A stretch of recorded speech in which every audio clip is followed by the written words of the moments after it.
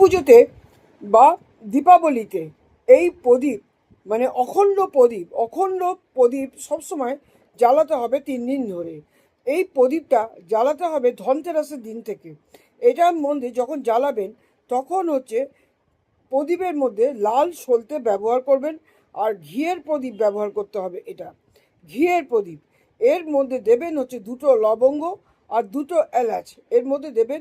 3 দিন ধরে এটা জ্বালাবেন। যদি বাই চান্স কোনো সময় নিভে যদি যায় তাহলে কিন্তু এটা পুরো ভয় পাওয়ার কিছু নেই, আবার আপনি এটা জ্বালাবেন, কিন্তু একটু নজর রাখবেন যেন 3 দিন পুরো জ্বলে, তাহলে হচ্ছে আপনি অত্যন্ত শুভ ফল আপনার ঘরে পাবেন।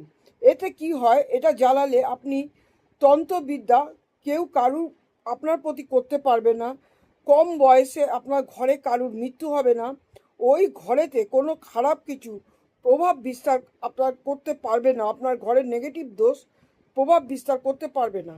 মা লক্ষ্মীর নামে এই প্রদীপটা জ্বালাবেন।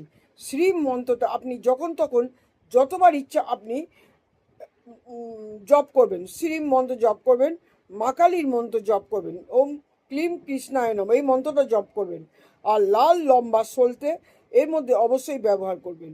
এটা হলো। আর বাইরে যে প্রদীপগুলো দেবেন সেগুলো কিন্তু সর্ষে তেলের প্রদীপ, আপনি অবশ্যই ওগুলোতে জ্বালাতে পারেন। এই প্রদীপ জ্বালালে অত্যন্ত শুভ ফল যেগুলো বললাম আপনার ঘরে কখনোই প্রবেশ করবে না।